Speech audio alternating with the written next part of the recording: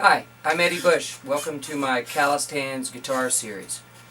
Today we're going to talk about a technique that I kind of accidentally found while imitating one of my favorite guitar players, Jeff Beck. And that technique is imitating slide guitar. It's one of my favorite things to do. And it's really cool because it really affects your phrasing even if you don't really care about the sound of the slide or whatever. It just is a different approach to maneuvering strings. So for starters, I'm just going to show some basic fundamentals to the idea, and then we'll get into a cool lick that you can try. I really found this idea, like I say, imitating Jeff Beck, who of course really manipulates the string using his tremolo bar and his thumb. And I really wasn't aware at the time that he was using his tremolo bar. But while I was trying to play some of Jeff's lines, I discovered that I could play 5 half steps in 1 fret space, which I thought was pretty cool. What I mean by that is that, well, watch this. So I'm on the 7th fret of the G string, and I'm playing the D note. And what I discovered was, of course, I can play D, and then I can place the string, and then I can place it again, and then again, and finally here. So,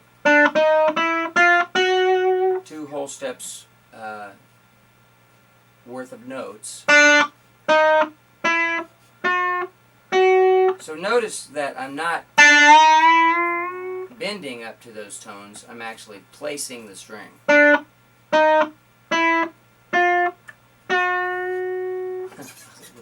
miss that one there.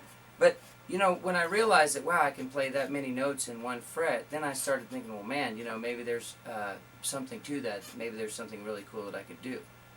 So, then I started kind of messing around with actually playing and bending the string while I was phrasing. So here what I'm going to do is I'm going to use the weight of my hand to kind of tug on the G string. And then I'm going to play on top of that bent string.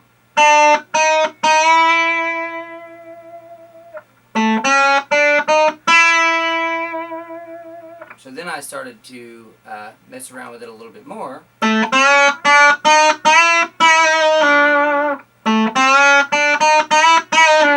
So I started realizing, wow, that sounds a little bit like a slide.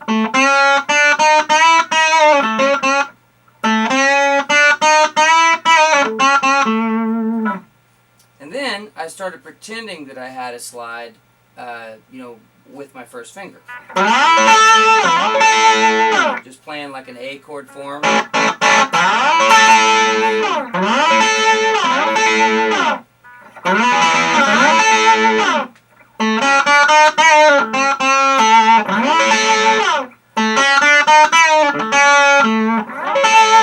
And then I realized that I could also use like a little D5 form.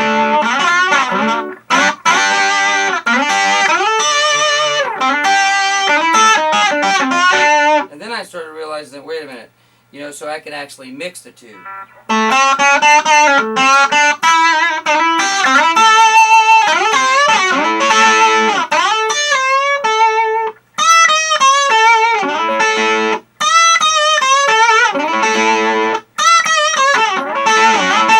Now when I'm actually playing these chords, I'm using my thumb to usually to slide into like the A form. For instance, I use the 5th, and I just add a little vibrato to the chord, so I don't actually add the rest of the chord until I've hit it, and then I take my 2nd finger and get it from the top of the chord. So, and then here it'd be 2 strings. So here I'm sliding into D, which of course is the 4th of A.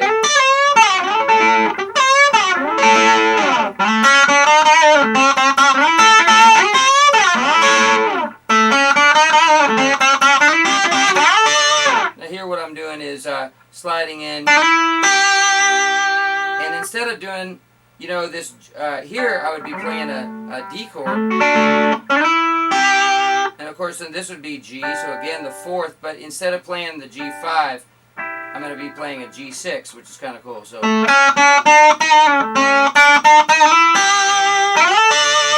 of course another D there. Anyway, so you kind of get the idea of where it's coming from. I typically use my thumb and finger when I do some of this stuff. And, you know, also the lower strings really sound great because they kind of have a certain resonance, you know.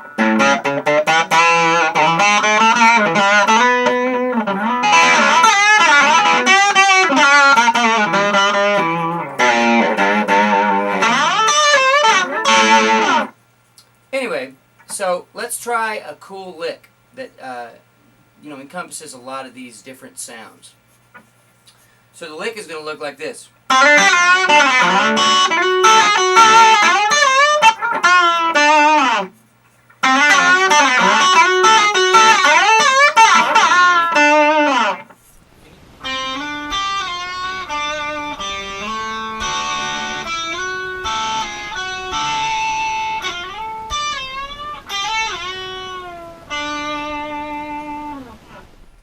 So that's a pretty fun lick. And it's going to start right here in C on the G string, which is the 5th fret of the G string. And I'm going to slide up to D, so a whole step. And then what I'm going to do, and by the way, I'm using my thumb on the G string. And I'm going to use my second finger on the B string. So as soon as I get to that 7th fret, I'm going to take my second finger, and I'm going to grab this G note, the 8th fret of the B string. So, and as soon as I get that note, I'm going to slide back to the 6th fret of the B and go right into a bend. And then I'm going to grab this D note, 7th fret of the G. So that little move, sliding and right into a bend, really cool. Alright, here's that A form chord that I spoke of. This time it's going to be an A form D chord, and I'm going to start from the G note of the D string, which is the 5th fret, and then I'm going to slide into the 7th fret. And now I'm going to grab the rest of that D chord. So my thumb is going to be on the D string, and my second finger is going to be on the B string, plucking upward to get the rest of the chord. So a little vibrato there. So, alright, and then what I'm going to do is go to the 9th fret of the G with my 3rd finger. And I'm going to add my second finger now to the 10th fret of the B string, the A note. So, again, and I'm going to slide it, the whole shape back a half step to the 9th fret, and of course the 10th fret on the G. And then I'm going to slide it right back up.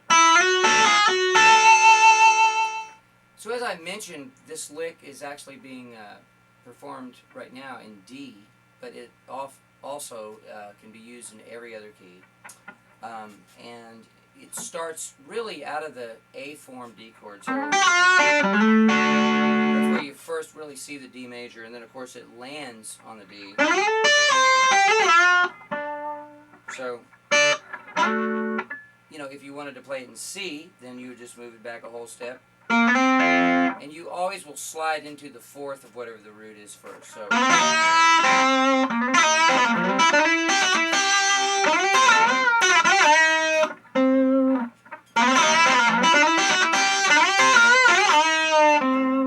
so anyway, it's a really, really cool lick that you can do lots with. Check this out. I'll show you how I can put it into various things.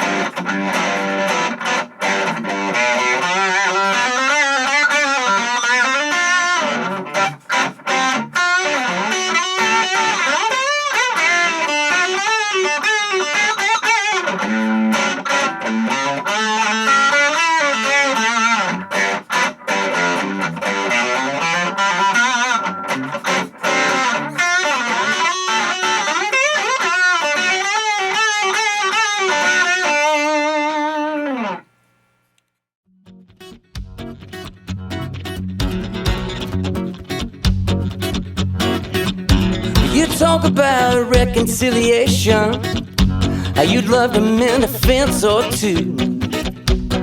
Girl, I know you better, you won't ever stop from bending truth. You love to be the center of attention, but say you're always left behind. What was he, plan B? Was I ever on your mind? Weary feet, please don't let me down. Man, there ain't no home left in this house. Say, dust off the walking shoes, a little freedom from these tired blues. Dust off the walking shoes.